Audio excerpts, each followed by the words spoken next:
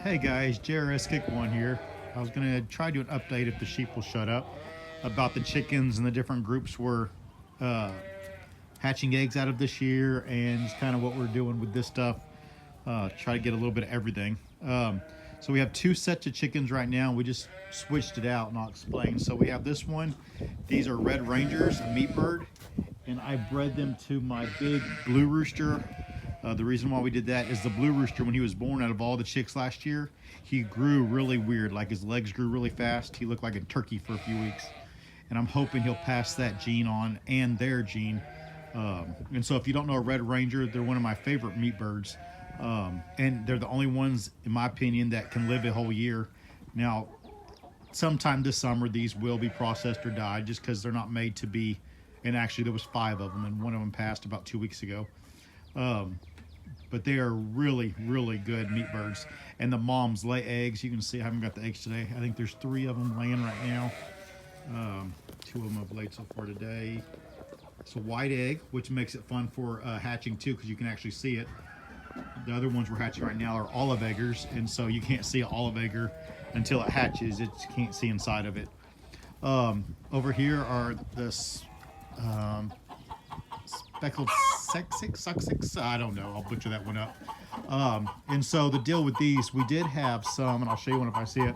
We have some flavor L's, and we still have the rooster pinned up over here in the rooster pen. But so we got one batch of those, and then these girls here are my wife's favorites, and she has them bred to the blue and the splash rooster. So she wants to see what the babies from these and a blue or splash rooster will be. It should be a pretty bird, but these will strictly be because my wife likes pretty. What we are going for is a splash and blue chicken. Last year, if you watch the videos, I don't know how many's in the coop right now. This is Bailey. She'll be for another video. She's another one that showed up, and she's been good. She's been a good girl. I don't have a guardian dog right now. This is the main coop of y'all have seen. Everybody's laying right now. So that's a blue and a splash up there laying, but they're all out feeding right now. But so last year, if you watch that old video, we took a splash Moran, and I bred it to blue Americanas and blue Gems, and then those are the offspring I kept this year. And so our breeders this year are the siblings, the chicks we raised last year. Now I have some blue Americanas that I've had coming on 2 years that I bred back, and a couple blue Gems, but a majority of them are the olive egg color this year. And I'll try to figure out how to get you maybe a small video show you the egg colors. We're getting some really pretty egg colors. So we have 3 roosters on the property that can breed. The big boned one is actually out here right now with a splash in right there. And he's probably the ugliest of the 3 roosters. I'll show you the other ones. We'll kind of make a circle. But he's the ugliest of it, but he was big boned. And the blue rooster that's supposed to be out here with these girls likes being with the barn group. And so we wanted to make sure these girls were getting covered. So this will be a mixed flock out here. They're still mainly blues, but my wife has a couple buff Orpingtons that she loves, a copper Moran that she loves.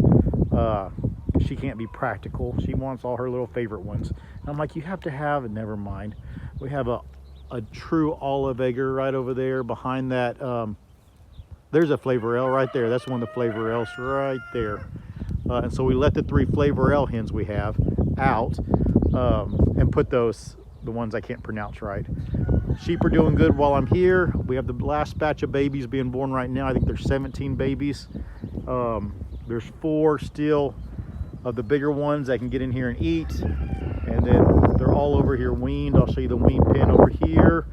All right, I'm gonna spin you, so don't let yourself get sick, because I forgot, and I don't know if I'll get back over there, and they're not even over here.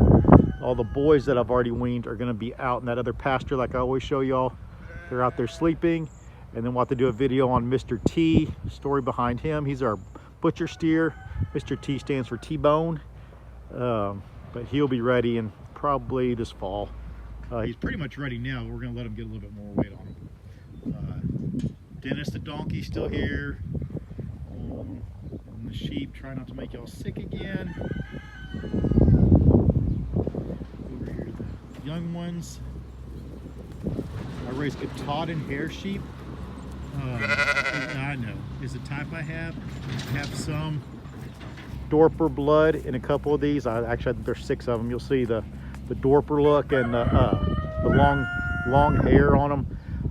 And these are actually more of the Katahdin. The Dorper will have a short, stocky, little stubby tail, whereas the Katahdin has a long tigger tail. And I don't know if I have one that I can see right now to show you the difference. Once you see the difference, you'll be like, oh, that's the difference. But the Dorpers have a totally different tail than the Katahdins do. Here's the weaned off girls right here. Well, weaned off girls and boys, some of the young ones. I docked the tail on these this year, like that one there, because I am keeping these for breeders, the little girls out of this batch. We're hoping to move, and that'll be a whole nother video, but we have some land about an hour away, and we're ready to take a move out there, hopefully, if we can sell this place. Because as you can see by the houses, we're just being ran over by growth. And so that'll be a whole nother video for a whole nother day. Where is Walter? Let's go over here. I was able to get a new Lakeland catch chute. We'll do videos on that. I was able to work all the ewes in about 6 hours by myself, which is what I'm trying to do. Kids are getting grown and old and moving off, and so I need to be able to do it by myself without having to ask for a bunch of help. I'm kind of walking and talking, so don't let me make you sick, guys. I'm not good at doing 2 things at once. Not good at doing 1 thing at once. I'm doing 2 things at once. Alrighty. So there's some of the blue hens that we raised. I think all 3 of those are ones we raised. Oh. And then we have some blue ones over here. And here's the blue rooster, and then we'll walk around the other way. Hey, Blue. And I forget my wife. Walter's the other one, Sam. I think she calls him Sam. So he has feathers on his feet. So his dad was the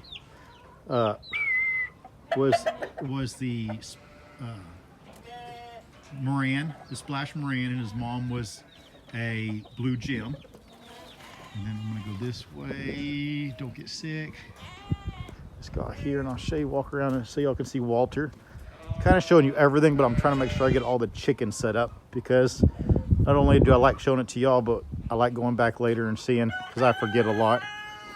And the baby sheep think I need to feed them because they're starving to death. Don't ask about the goats. Oh, my wife wanted some little goats. And as soon as they're not cute no more, they'll find a new home. Alrighty. Get by all the sheep, yeah. So Walter's over here, but this thing here is really nice. The way I designed it with his wood pallets. Where's my finger? Right here. And so I bring them into that pen we were just in, and I can run them down this side. Oh, I'm too zoomed out, guys. Give me a second. I can bring them this way if I just need to worm them. It's a 3-foot panel. But then once they're stuck in here, there's a wood panel. So these are some handicap rails that somebody gave me. And so they see the wood and then they see daylight. And so they think they're escaping. And so once they start flowing, they just automatically flow through. It's kind of funny. They think they're escaping and they just keep it going. Here's Walter. So this will be our breeder rooster for this year. And he turned out to be a beautiful splash. And he's with, I think, 6 splash hens and 6 blue hens. Here's a pretty splash over here. This is what we're going for over here. Now this is a splash with the blue Americana. Let me put the camera down real quick. Somebody's passing. I want to accidentally get somebody's stuff. So there's some of the splashes we raised. Love the colors on splashes. That's why we fell in love with them. And then let me go over here and see if I can find some of their eggs to show you the color eggs that they're laying, because that's what makes them so nice is the eggs that they're laying. Ducks are doing wonderful. We got ducks setting on 3 nests, and we will up that to, I think, 5. We have 2 that are getting closer to going broody. And then I'll show you we got some, those ducks lay everywhere. We got some Aconda ducks. Yeah, mamas, are y'all laying right now? Not very helpful to my cause. No, not very helpful to my cause. There's a good one. See, they're They're olive egg, but those are white duck eggs. And see, it's like an olive color. Some are darker brown, some are lighter. This one's actually pooping one out right now. Let's see. See if we can see her pooping it out. That's just a brown one. You're a failure, Mom. What am I going to do with you? Hey, Mama. Muscovy ducks is what we mainly carry or raise. But there's not much market for them because we raise them for meat and a lot of people don't. So we have a few Aconda. If I'm saying it right, Aconda. I think I'm mispronouncing it by putting an A where there's not supposed to be an A. Silly boy. I'll show you what they look like. They're black and white ducks. So we're taking their eggs. Excuse me. We're taking their eggs and putting them under the Muscovy. Yeah? Yeah? Oh no, are you stuck? Oh no! I'll get you out in a second. So we have a trio here. We raised 5 over the winter, and 3 of them ended up being boys. Got a home for the boys. Are you really stuck in there, Mama? Oh no, you just needed some, yeah, you just need some help. They lay a white egg. Like I said, we have them under the Muscovies. We're hoping to get 5 or 6 hens. We don't want a whole bunch of them. They're a much louder duck. They do a lot of quacking, and the boys were very aggressive to the Muscovy hens. That's why they're locked in here. But they have this whole pen right here, so it's not as small as it looks. They have plenty of space. Have a few pigeons. Y'all know how much I love them, and I just found these homing pigeons and made them a little place away for no reason whatsoever. I just love pigeons.